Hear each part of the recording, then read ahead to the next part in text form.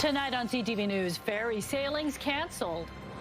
We could see some thunderstorms through the overnight hours as well.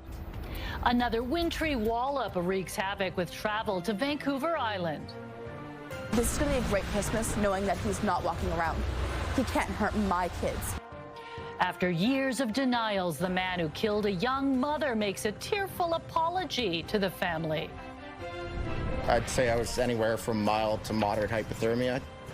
And a harrowing story of survival. A Navy sailor talks about being in the frigid waters of Victoria for hours waiting to be rescued. A CTV exclusive.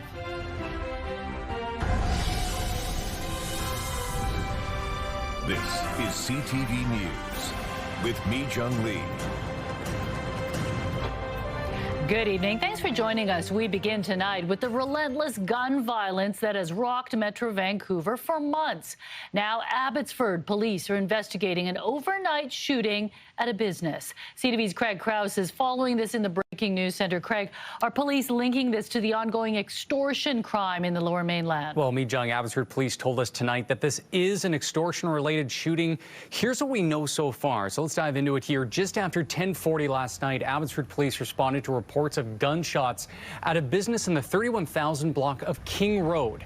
When police arrived, they say officers were able to relay the suspect's vehicle description. And while responding, Abbey PD say a member from the Lower Mainland Integrated Police Dog Service alerted gang crime unit officers to a vehicle matching the suspect vehicle description that was traveling eastbound on Highway 1 near Watcombe Road.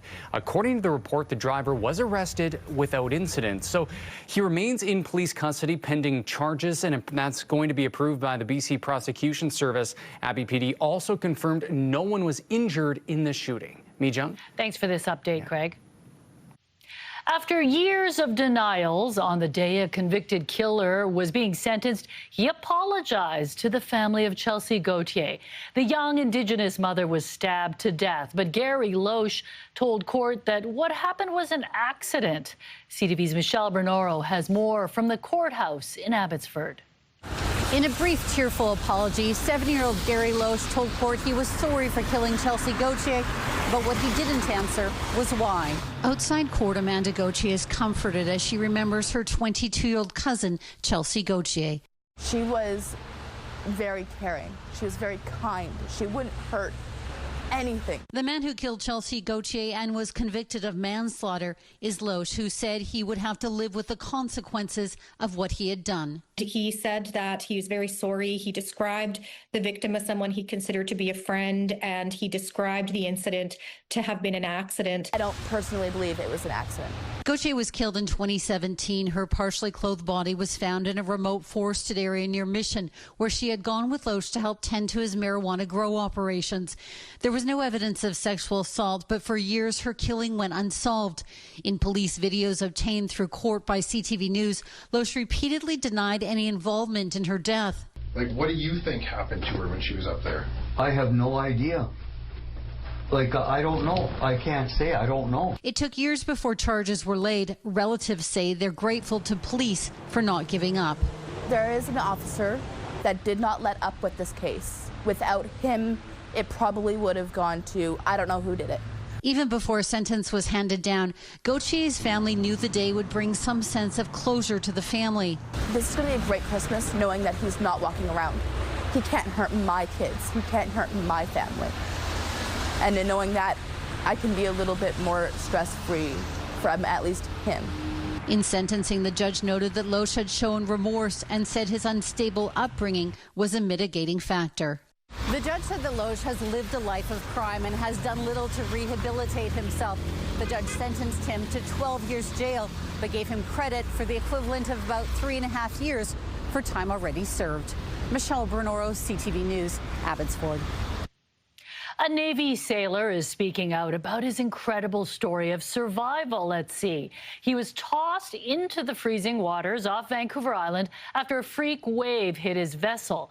What came next was nothing short of a miraculous rescue. CTV's Brendan Strange shares his story. I knew that I'd either get found or it wasn't my problem anymore. That's sailor first class Matt Blades, the man who's at the center of an exhaustive search off the shores of southern Vancouver Island a little more than a week ago. Basically, we were going out to conduct operations outside of Bentic Island to support an RQS-3 course. Blades was at the helm of the rigid hull inflatable boat on its way back to base when a powerful storm began to pick up steam. When I came up over one wave, just another wave hit me on the side that I wasn't really expecting, caused me to lose my balance and get thrown out of the boat. Blades was attached to the boat's kill switch, taking it into the water with him. The other sailor on board couldn't get the boat restarted. I was trying to swim towards the boat, but that boat just took off like a sail. That's when the junior sailor who was still on board called for assistance, and a rescue mission was launched. Now alone, floating roughly 2 kilometers offshore in stormy seas, Blades had to focus on survival. I was sitting there dressed in all black. That's when ships began arriving. I had about 16 boats go past me where I thought I could yell at them. Although nobody could hear his cries for help. After more than 2.5 hours in the frigid, rough waters, Blades began to hear the sounds of air support that had joined the search. You just start seeing the lights coming up in the sky. He knew then that it was only a matter of time before he would be found. And as they were creeping closer, I was like, oh, they're gonna find me soon. He just waved his hand up. He's alive. They didn't spot me with any of the instruments. It was actually the guy spotted me with his eyeball. After 3 hours alone, wearing only a PFD and a dry suit, Blades was finally discovered. As soon as that flare went down, I just started sending kisses up to the helicopter. I was just like, hell yeah, like, good work, boys. Blades was pulled from the water by the crew of a pilot boat. I'd say I was anywhere from mild to moderate hypothermia. Then taken to hospital by a waiting ambulance, where he was checked over. After taking a week off work, the sailor is now back on the job, and couldn't be more grateful to those that were responsible for saving his life that stormy day off the shores of Albert Head. Gratitude? Oh yeah, nothing more. Yeah, the wife, I know, she's especially thankful to everybody, right? There's been a couple tears. When she's been meeting up with some people, she's just so overjoyed that I'm back, and they put in all of their effort to find me. Brendan Strain, CTV News, Esquimalt. As Abbotsford continues to dry out from last week's major floods, the damage at one hard-hit business is becoming clear, and so is the significant cost of restoration. CTV's Ben Milger has more on the owner's efforts to prevent the next catastrophe. From the 2021 flood, it would have been touching the joists, just like near the top. Last week, for the second time in 4 years, floodwaters surrounded Castle Fun Park and caused significant damage inside the amusement center. Fortunately, the water didn't rise as high this time, and staff were better prepared. At the first sign of trouble, crews were hard at work pumping it out of the basement. There's probably 150 to 200,000 gallons per hour being heaved out of this. So that takes an entire crew placing these pumps in strategic places. There's probably 6 or 7 gas pumps going constantly. They couldn't keep all of the water out, but they did minimize the damage, keeping most of it contained to the park's aptly named underwater mini golf course. Even before the water began to rise last week, the owners were already working on building up the park's flood defenses, hoping to avoid a similar catastrophe to the one 4 years ago. Unfortunately, the work wasn't completed in time. You're doing whatever it takes because you understand this is an annual event to do this. And yes, this is hundreds of thousands of dollars that is coming out of our pocket. Some sections of the park still haven't reopened since the 2021 flood. The most recent closure couldn't come at a worse time, with schools about to go on winter break. The owner hopes to have some sections up and running between Christmas and New Year's. We're intending to open it within days. But we understand we need to make that safe for the public. So you see a lot of dehumidifiers and sanitation that's going on. Stay tuned. We'll be posting that to our socials. In the meantime, work continues on the berm. They hope will hold the water back next time. Ben Milger, CTV News, Abbotsford. On a busy holiday travel day, plans were delayed for thousands of people hoping to travel between the Lower Mainland and Vancouver Island. High winds forced the cancellation of numerous sailings. Let's go live to CTV's Dimitra Maragos, who's been tracking the action at the Tsawwassen Ferry terminal. How's it looking? Yeah, Meet Jung, if you learned anything over the last week, the weather always has other plans. Many who are ready to set sail on their holiday events were delayed again, as you mentioned, due to those high winds in the Georgia Strait. I actually just spoke to a family moments ago who almost missed their flight to China. They were supposed to arrive at noon. They didn't arrive just a little while ago. Now, Environment Canada says these are a result of yet another frontal system coming through the region. Again, those winds are particularly strong through the Georgia Strait. They're also forecasting more rain and strong winds throughout Metro Vancouver as well. Now, while BC Ferries has resumed sailings as of this afternoon, they say this could be subject to change if the winds pick up and if passenger crews and safety are at risk. We look at how can we keep our customers, our crew, our vessels safe, and making those decisions kind of dynamically depending on, what the wind, the wave and sea conditions are doing in real time, and making sure that travel only proceeds when it's safe to do so. We could see some thunderstorms through the overnight hours as well, which would be a little bit of a disruption for people, but definitely a change from what we have been experiencing.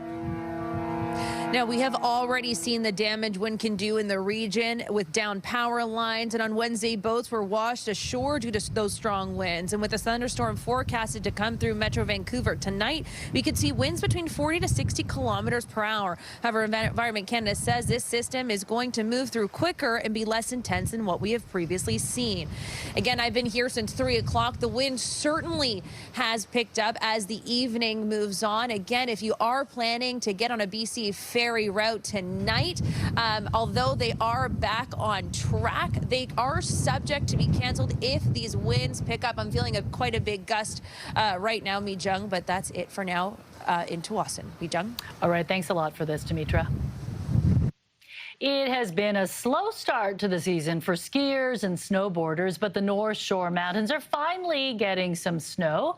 This is the view up on Cypress and Grouse today. Snowpack levels have remained below normal this year, with heavy rainfall and above average temperatures delaying the start of the ski season. Grouse has just announced that they will open at noon tomorrow, while Cypress will open Saturday. Still no word from Seymour.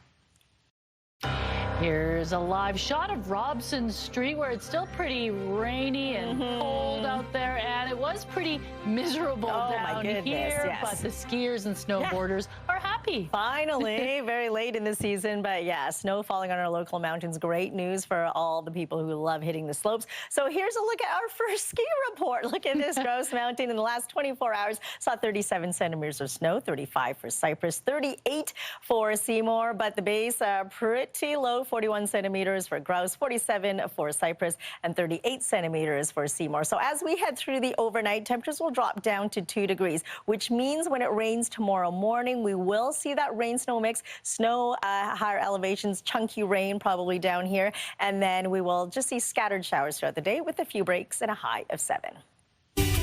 CTV weather brought to you by Expedia Cruises, customizing dream vacations with unbelievable value. Call or learn more at expediacruises.ca. And as more snow falls on our local mountains, more rain will fall here. I've got those details coming up. Chunky rain. Does that mean like the big, huge drops that just smack into your face? It doesn't know if it wants to be a snowflake or a raindrop.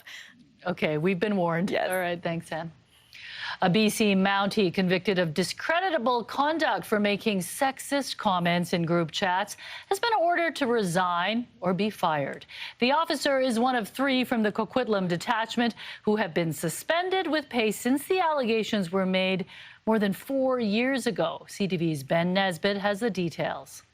RCMP adjudicator Luis Morel said the actions of Coquitlam Constable Ian Sullivan were a fundamental breach of public trust, and that allowing him to remain an officer would damage the reputation of the force. Constable Sullivan took an oath to serve and protect the public, and he put aside the oath to degrade members of the public, vulnerable persons, and colleagues by posting vulgar, racist, and degrading comments, thereby violating the public trust, she said. In November, Morel found Constables Sullivan, Mursad Mesbah, and Philip Dick committed discreditable conduct when they posted racist, sexist, and homophobic comments in a group chat with other officers and on police computer terminals. I fail to see how a reasonable person in society would find comments about a vulnerable female being raped by 5 dudes, referring to an RCMP unit as the penis-touching team, or a victim of a criminal sexual assault as a dumb girl, can be acceptable, professional, or even excusable, Morel said of Sullivan at the time. All 3 officers had been suspended with pay since the allegations came to light in 2021. Sullivan's lawyer had said his client was remorseful and accepted responsibility, and that measures short of dismissal, like loss of pay, were appropriate. He now has 14 days to resign, or he'll be fired. The fate of the other 2 officers will be handed down in the new year. As for Sullivan, he can file an appeal if he chooses, which would ultimately be heard by the commissioner of the RCMP. Ben Nesbitt, CTV News, Coquitlam. A man is facing charges after a knife-point robbery in North Vancouver yesterday. Only one victim has come forward, but police believe there is another. Mounties say at least one man was robbed of his phone near Marine Drive and Fell Avenue around 11:30 Wednesday morning. He wasn't hurt, and while the suspect ran off, officers tracked him down and made an arrest shortly after. Investigators now believe there may be an additional victim. They're asking that person and anyone who saw what happened or has dash cam footage to come forward. A man wanted in the killing of a Vancouver taxi driver is back in custody. Police say 26-year-old Jordan Conway was rearrested Tuesday after months on the run. He was charged with manslaughter last year in the 2022 assault of 69-year-old Aiden Hersey, who later died in hospital. Conway was also wanted for assault and breaching his bail conditions. Police in Burnaby are asking the public to help identify 3 package thieves. The suspects pulled up to a home in South Burnaby in a dark SUV around noon, December 1st. Video from the scene shows 2 women approach the front door and grab large packages from the porch. They put the boxes in the back of the SUV, which the third male suspect had opened up. In a message to the suspects, Mounties say a good way to get off Santa's naughty list would be to turn yourselves in before our investigators catch up with you. Flu season is quickly ramping up, with children much more susceptible to this year's strain. Frontline healthcare workers and officials are urging vaccinations, even though the virus is more unpredictable. CTV's Penny Daflos has the details, including advice on when to seek medical attention.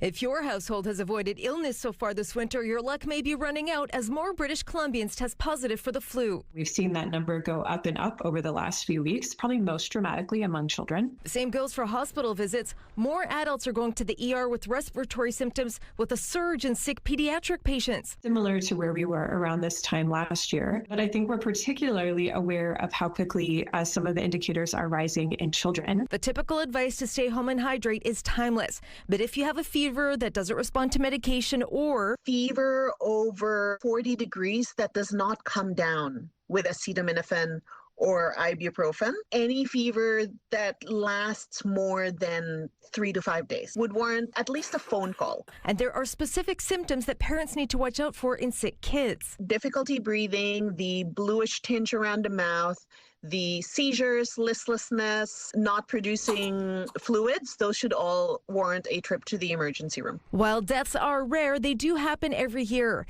In Eastern Ontario, 3 elementary-aged children have died from complications of the flu so far this month. This year's strain, it's more virulent. In other words, it causes more severe disease, including complications. And the complications can range from severe pneumonia, heart problems, brain problems, and unfortunately, sometimes death. And while this year's flu shot isn't quite as effective as usual, it's the #1 recommendation across the country. Will the seatbelt guarantee to save your life? No. Will it reduce the chance that you get a really bad traumatic injury or die? Yes. Vaccines are the same way. It is definitely still a good time and never too late to get vaccinated against these respiratory viruses. Finally, as many of us gear up for family visits and holiday celebrations, remember that some people are more vulnerable to the flu, especially seniors, babies, and those with serious medical issues.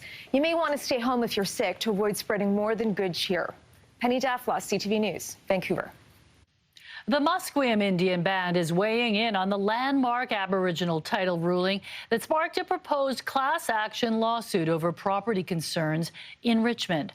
Chief Wayne Sparrow confirms the band is appealing the August decision that granted Cowichan tribes title to over 300 hectares along the Fraser River land that Musqueam considers part of its own territory. He says the goal is to protect traditional territory and fishing rights, but admits the legal fight has strained relationships between nations. We have close connections and ties to almost all the tribes that are part of the case. So, you know, it's family, and it's we've always had those relationships going back before contact, and you know, that's how we governed before contact. And this court case is kind of like, to me, has driven a wedge. The original ruling found that past government land transfers violated Cowichan title, creating uncertainty that's caused some property deals in Richmond to fall through. Chief Sparrow stresses Musqueam are not targeting private property. Canada is home to 20% of the world's fresh water today. More than $4.5 million was allocated for projects that help protect it. Ensuring our freshwater ecosystems can flourish for generations to come is our natural and our national interest. Healthy freshwater ecosystems enable our communities and all Canadians to thrive and help our key economic sectors to grow. The federal funding will support 39 new freshwater projects across the country, including a number here in BC. These include a collaboration between the City of Kelowna and West Bank First Nation to develop an early warning tool for harmful algae blooms and bacteria. The BC Conservation Foundation will also receive funds to remove toxins from stormwater runoff and engage with communities to create rain gardens. The end of an era. Vancouver's oldest school will be closed permanently despite pushback from the community. Also ahead. They did a blood test and leukemia shows up right away. We talked to a 5-year-old boy who has to spend Christmas in the hospital. The special team helping children facing critical illnesses. When CTV News at 6 continues, stay with us. There are a lot of kids who won't be home for Christmas. Many of them will be spending the holidays at Children's Hospital. But thanks to an innovative program, these little patients can still have some fun. CTV's Sinjin Alexander explains.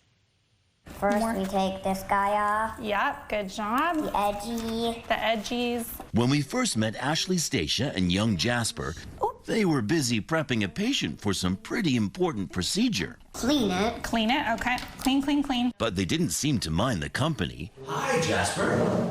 Hi. The 5-year-old knows all these treatments well because they're exactly what he's getting here at BC Children's Hospital. More means better. Yep, that's right. When he came home from preschool one day, he wasn't doing well. Wouldn't eat, wouldn't drink. So, of course, Mom and Dad took him to emergency. So they did a blood test and leukemia shows up right away. His parents now gutted, in disbelief, shocked by an illness they know so little about. That was the biggest part, was trying to explain to a 4-year-old that his body is failing and we don't know why. Well, that's where Ashley Stacia and the Childlife program comes in. Of course, initially they're scared, they're nervous, they're encountering different people, you know, in gowns, masks, different equipment that they've never experienced before. There would be needles, surgeries, checkups in the middle of the night, and lots of pills. So staff sweeten the deal. We bring in candy like Skittles and M&Ms and little sprinkles, and we practice pill taking with them and pill swallowing using those things. And he lit up. He was like, wow, this is exciting. Jasper also needs to wear what's known as a port on his body.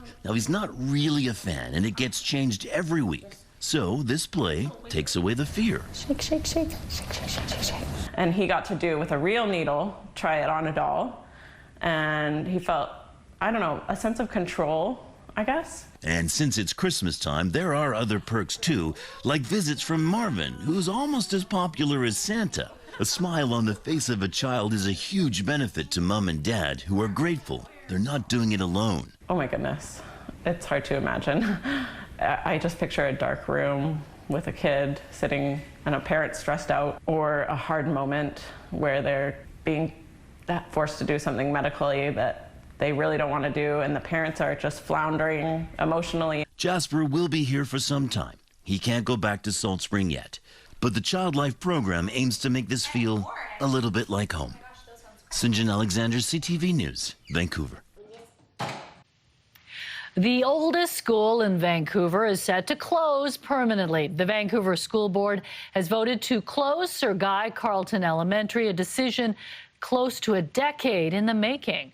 The vote was 6-3. The school has been closed since a fire in 2016, and VSB staff noted around $650,000 has been spent to maintain the vacant buildings. They say major capital funding would be needed from the provincial government for the school to be safe and usable. The VSB adds they were denied multiple funding requests to seismically upgrade and repair the buildings. I will be voting in favor of closing because I put more value on students in schools than empty buildings. The decision coming after much community pushback. The VSB will now assess other uses for the property. Nearly 1 year after her father collapsed in his kitchen, a woman and her husband are being awarded for their life-saving actions. Being able to recognize what's happening, calling 911, being able to be attentive to the instructions are so important. But yeah, CPR for sure saved my dad. She says she didn't know how to perform CPR until January 27th, 2024, when her dad collapsed in his Surrey home. A 911 dispatcher guided her through the process on speakerphone after her husband called for help. BC Emergency Health Services gave the couple a Vital Link Award this morning to thank them for helping save a life through CPR. Staff at the SPCA in Sechelt have their hands full after 32 cats were abandoned outside the animal center. The cats, ranging from 3 months to 5 years old, were found outside the center in taped-up plastic containers on December 5th. Unfortunately, the SPCA says one did not survive. The unprecedented influx came as the center was already caring for 50 animals, forcing it to temporarily close. 15 of the cats were transferred to the Surrey Centre and will be up for adoption starting tomorrow. The troubling impact of social media and influencer misinformation on BC teens. A new SFU study reveals which kids are most at risk. Also ahead, we hear from Rob Reiner's 2 other children for the first time since he and his wife were stabbed to death. One of their sons now accused of murder. That's next. Tonight, I was broken into pieces. Canadians grappling with the very real loss of life savings from fake AI-generated videos. You could invest in it for as little as $250. What's making these scammers so convincing that victims are losing everything they own? I don't have no retirement saving. Everything is gone. W5 investigates tonight on CTV National News and ctvnews.ca. Concerning new research out of Simon Fraser University has found 1 in 4 BC teens have experienced disordered eating or body image issues. And as CTV's Martin McMahon reports, there's a major link with social media. We've all seen the videos on our social media feeds promising major weight loss through supplements, exercises, or diets, often over incredibly short timelines. But new research from Simon Fraser University highlights a link with eating disorders. Almost 1 in 4 young people surveyed across the province of British Columbia had experienced signs of disordered eating. That is a very high proportion of young people. One of our other key findings was that the more social media young people consumed, the higher their risk of having signs of disordered eating. Those who support those dealing with eating disorders have already been seeing the connection. Social media by itself doesn't cause eating disorders, but it really intensifies any existing vulnerability that someone's experienced, especially for teens who are questioning their changing bodies, their identities, their sense of self. The study found certain groups were at higher risk. More than 40% of young people who were gender diverse or identified as sexual minorities experienced signs of disordered eating, compared to about 9% of boys who identified as straight. The research is being shared during this Christmas and holiday season, when eating is often central, which can be a stressful time for those dealing with body image issues. Try to stay away from any body-based comments. Even compliments can be triggering for someone. If you say, oh, wow, you look so good, you've lost weight, that for someone with an eating disorder can actually encourage them to lean into those behaviors. As for potential solutions beyond individual families making decisions around device or app use, Samji says we should watch to see how Australia's social media ban for those under 16 plays out. Martin McMahon, CTV News, Vancouver. A new batch of photos from Jeffrey Epstein's estate have been released by Democratic lawmakers, adding to growing disclosures about who may have been connected to the convicted sex offender. Some of these 68 photos feature high-profile figures like philosopher Noam Chomsky and Microsoft founder Bill Gates. The batch also includes a screenshot of a text saying, "I will send you girls." Democrats on the House committee noted the estate did not provide any context around the images. Their release comes one day before the deadline for the U.S. Justice Department to release the Epstein files. For the first time since their parents were killed, we are hearing from Jake and Romy Reiner. Actor-director Rob Reiner and his wife Michelle Singer-Reiner were found dead from apparent stab wounds in their home on Sunday. Their son Nick made his first court appearance yesterday after being charged with 2 counts of first-degree murder. Their other children have now released a statement saying they are feeling unimaginable pain at the loss of their parents, who were also their best friends. They say they are grateful for the outpouring of support they've received. They also ask for respect, privacy, and that speculation to be tempered with compassion and humanity.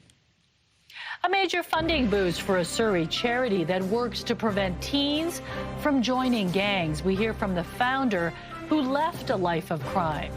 And when freezing rain turns roads into a skating rink, some in the prairies are lacing up to get around. That's ahead. It's the last weekend before Christmas, and whether you're scrambling to finish your holiday shopping or just looking to soak in the festive spirit, we've got you covered. Check out a full list of fun things to do this weekend on our website, ctvnewsvancouver.ca. An Indigenous artist is creating Barbie dolls with ribbon skirts to increase cultural representation in children's toys. A dozen dolls, which were altered by hand, were donated and gifted to children for the holidays. The artist behind them prefers to remain anonymous, but says the dolls were made in memory of their deceased niece and Isabella Kulak, who was bullied for wearing a ribbon skirt to school in 2020. Though the accessories cannot be found in stores, they are in high demand. It may be raining on the south coast, but in other parts of the country, people are making the most of the freezing conditions. As you can see in this video taken by a CTV News viewer, a man in a hockey jersey is skating down a highway in southern Manitoba. It was possible thanks to freezing rain, turning the highway into a skating rink. Maybe not the safest pastime to be on a highway like that. No, but very Canadiana for yes. sure. Here it would be more like we need water skis or a paddleboard, right? Galoshes, definitely. And in Winnipeg, tomorrow morning, it will feel like minus 38 with the wind chill. So I don't think a lot of people will be out there skating at all. For us, we are seeing that rain ease off, as you can see on our weather tracker sliding towards south of the border. Rainfall warnings have been lifted for Metro Vancouver. We are still dealing with wind warnings for Victoria as well as eastern Fraser Valley, including Hope. We'll see winds gusting to 90 kilometers an hour, easing as we head through the overnight. Snowfall warnings from Bridal Falls to Whistler, 15 centimeters of snow through this evening. And for the Coquihalla Highway, today 20 to 25 centimeters of snow with an expected additional 15 to 25 centimeters tomorrow.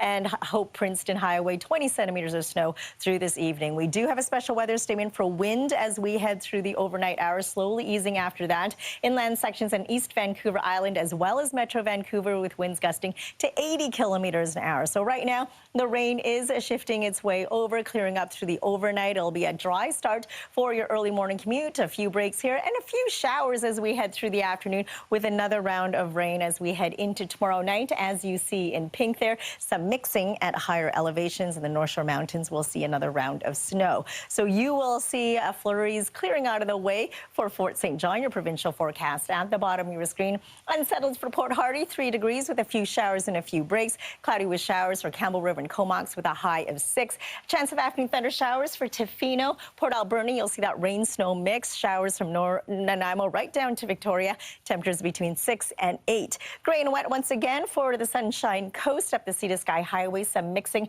for Squamish. Flurries for Whistler at 0. And for us across the Lower Mainland, slight chance of early morning wet snow for higher elevations. Other than that, we're seeing some showers and breaks. Temperatures between 6 and 8 degrees. Heading into Saturday, we'll see some light rain. Periods of rain on Sunday as we say hello to winter at 7:03 in the morning. And then it stays soggy for Monday and Tuesday. Wednesday, a dry start. Showers return in the afternoon with scattered showers and a few breaks here and there. For Thursday, a cool 5 degrees. CTV weather brought to you by Expedia Cruises for air, land, and sea vacations. So a little bit of everything as we finish off fall. But it doesn't look like we'll have a white Christmas, though, does it? No, usually for Vancouver, there's 11%, but it's not looking even that high as we head into the next few weeks because it's going to be Christmas in a week and a half. I know. You'll have to head to the mountains if you want to see some snow. Definitely. Okay, thanks, Anne. A Canadian teen is recorded as the world's tallest teenager, and now he's made history again in college basketball. Also ahead. Sadly, the recruitment is now falling to elementary schools, right? How gangs are working to recruit kids and the Metro Vancouver charity that's trying to prevent that, where a new youth center is being built. That's ahead.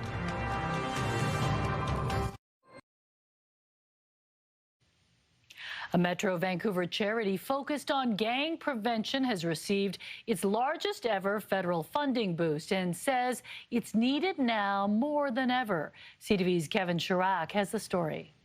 Kevin Torkiv and Joe Calanino worked together to keep young people on the right path. But decades ago, the two stood on opposite sides of the law. At the time, I was a member of the outlaw motorcycle gang unit of the VPD, and he was a member of the Hells Angels. As a young man, Calanino fell into crime and addiction, but Torkiv, a former high school acquaintance, kept checking in, even when Calanino was behind bars.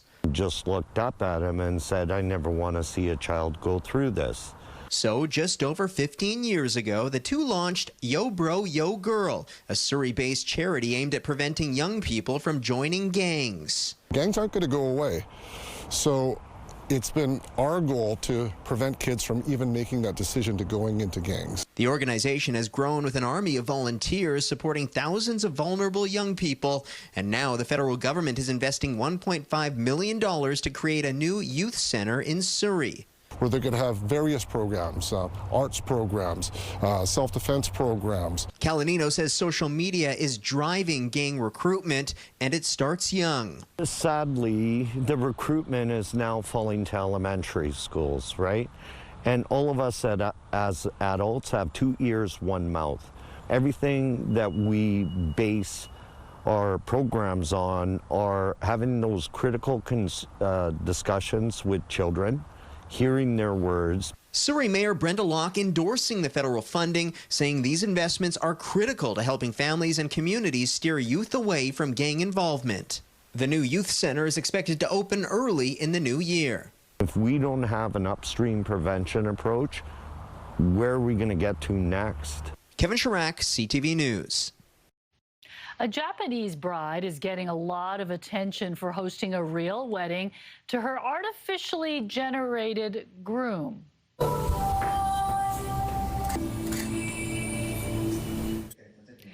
The 32-year-old wiped away tears as she faced her groom on her smartphone and attempted to place a ring on his finger using augmented reality glasses. A year ago, ChatGPT advised her to end a relationship with her human fiancé, but then helped her generate a new one based on a video game character. Marriages involving AI are not legally recognized in Japan, although data suggests they are gaining popularity. A new study out of Sweden finds there's no need to avoid the charcuterie board at your next holiday gathering. The study looked at the possible link between eating more high-fat cheese like cheddar, Gouda, and brie, and a lower risk of developing dementia.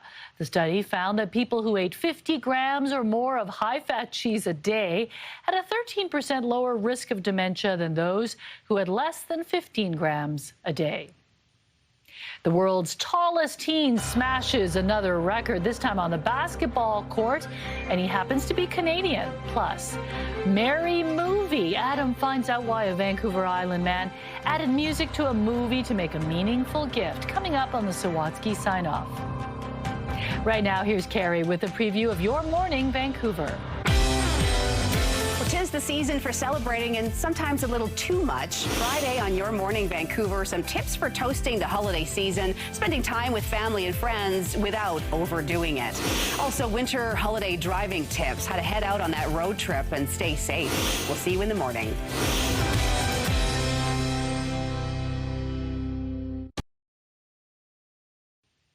Following a stellar season, the Vancouver Whitecaps have re-signed their #1 netminder.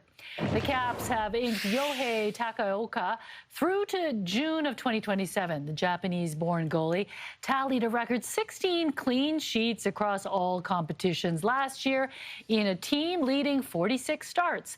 The 29-year-old was also named a 2025 MLS All-Star and a finalist for Goalkeeper of the Year. He was recorded as the world's tallest teenager, and now Canada's Olivier Rioux has reached another milestone, becoming the tallest player to score a basket in the history of college basketball. Kovacev, Ingram,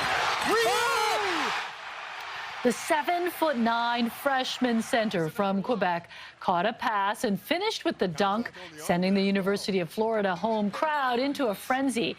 It was his first college basket and helped the Gators to an easy win. Rioux was declared the world's tallest teen by the Guinness Book of Records in 2021 when he was just 15 and stood 7'5".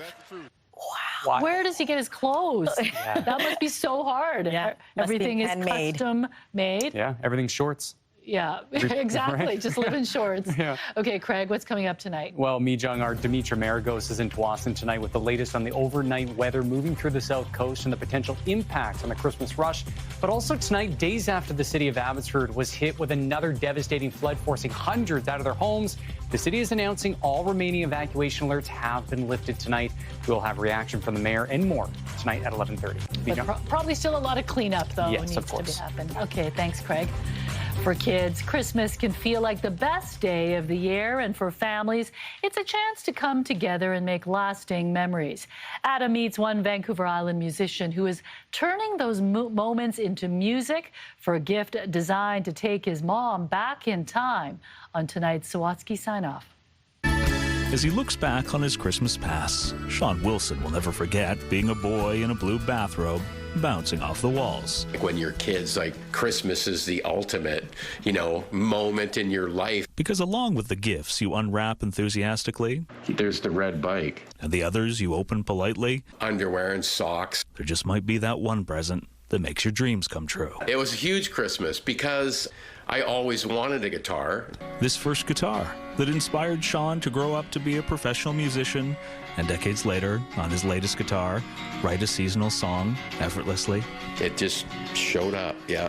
A musical gift. I guess. It unwrapped itself. It kind of did.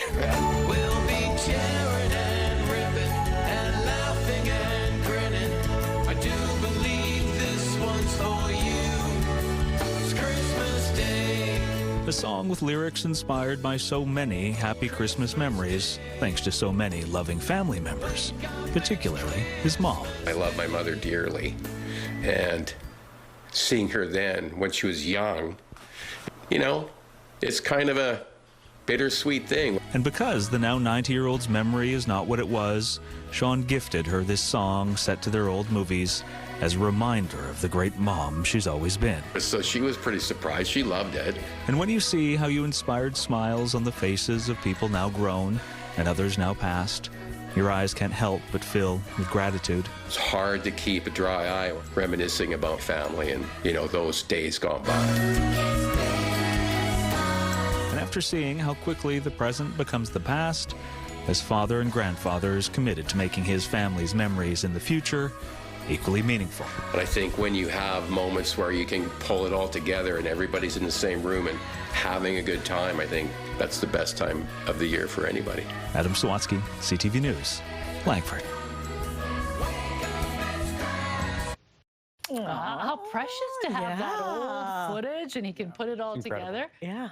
Sometimes there's too much footage, but that was just the right amount. A great present for his mom. All right, let's take a look at our scenic snapshot for tonight. A serene sunset in Steveston. Thanks, Carly, for this beautiful photo. And we want to see your scenic snapshot as well, so email us at scenicsnapshot@ctv.ca. Beautiful shot. Okay, Craig's back tonight at 11:30. Thanks for joining us. Good night.